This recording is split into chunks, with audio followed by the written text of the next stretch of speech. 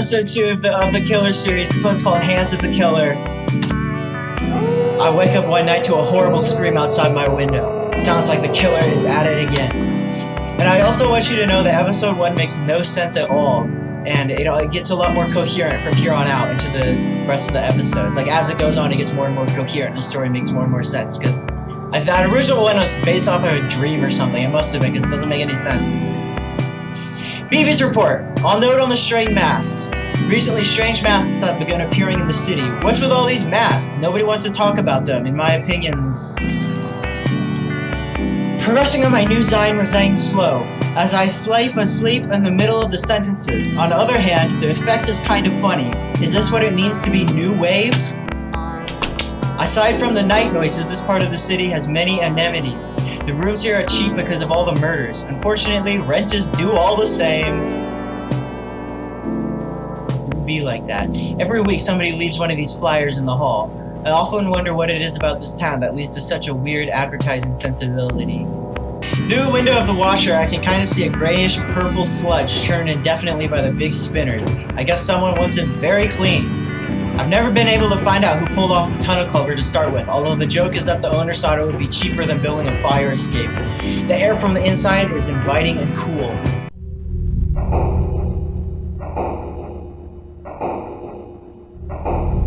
At this point, I feel I should explain something about the nature of the building.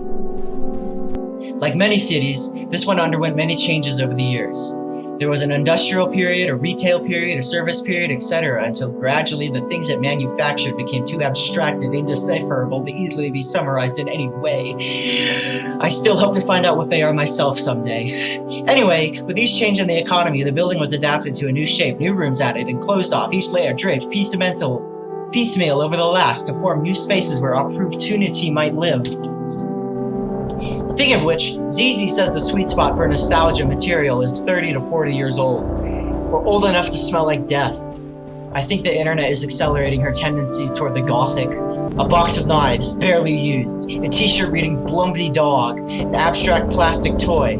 The clothes racks seem to contain nothing but denim overalls with a smiling clown embroidered on the decal. They're covered with a soft layer of translucent mold that seems to be coming from the clown. Another box. This one says Stickies and shows a smiling woman being encased in green slime. It's being held tightly shut with electrical tape.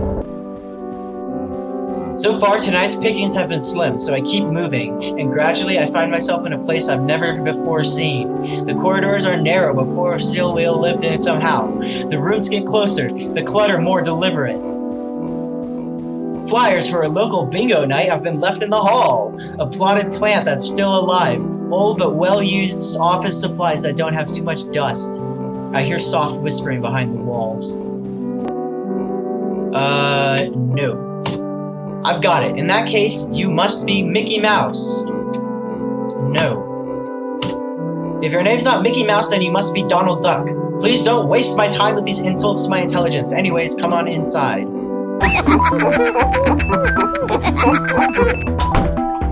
Help! Don't kidnap me. I'm not worth anything monetarily. Cough cough heh heh, what's this? Why, it's a My First Strangle Victim doll circa 1971 in surprisingly good condition. I did believe we used up all the last of them sometime before. I wonder where they found it. What? I'm not a doll. Really? You're dressed very similarly though. A stupid coincidence. Psst. Well, don't strangle me, I'm a real person, help! Oh, they were a wonderful toy. If you opened up the torso, they had a little plastic innards, and if you stood on their throats, their eyes would really bulge. Sometimes I think that's what first put me on the path of pure research, before administrative duties began to take up all my time. Cough, cough. In truth, it makes little difference. As everybody said in the college, I lost the ability to distinguish between people and dolls some time ago.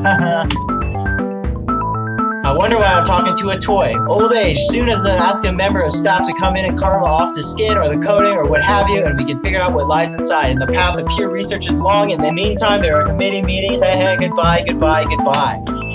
Wait, this is a college? College of what? Lately, they seem to have a very abstract notion of how knots work, but I guess that's academia for you. I better vamoose. That's right. And I just died. Oh, never mind. Boy, it's been a while since I got my hands dirty with one of you things. Now let me think. Is this a Phillips? What? My goodness, what's this? Having survived the workshops of necessity, I now find myself stranded in the new world of aesthetic. Aha, such are the thoughts of the general public as they make their caution. Finally, that's over. A calm study nestles in the middle of the horrible murder. Whatever happened, copies of the owner's publications, including Introduction to the Western Canon. I wonder, is it sentimental? I held on to all these aspects of my old career, but I always wanted to live inside a tomb. Taking doll, you must be wandering around the pieces of the world that was. Would you like to visit the world that is to come?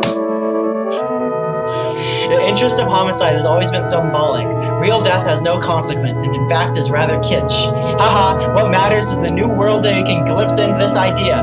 What is the utopia of murder? The sun and the moon, knives, ropes, buildings, clouds, still streets, and the dark blue fields. A trembling and horrible suspense that envelops all things, changing them completely while leaving them unchanged.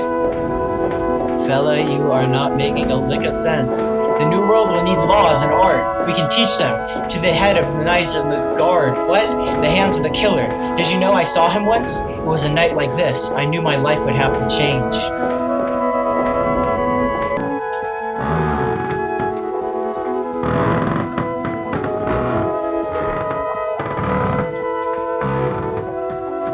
There's a lever on this, so it's probably the thing that opens the door. I'm getting sick and tired of being chased by murderers all night, and I'm not going to look into this any further. Ooh.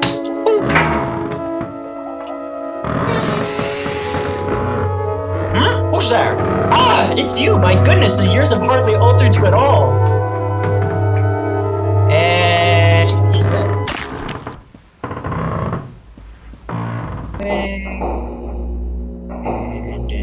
this way, hello.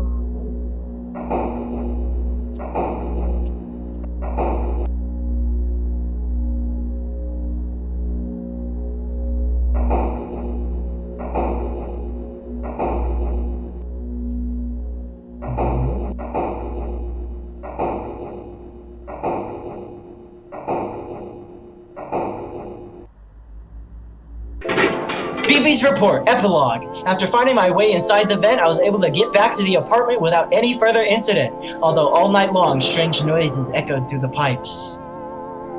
Cool beans.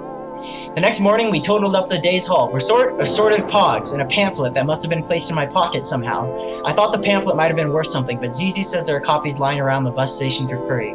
Press escape to close the report. The end!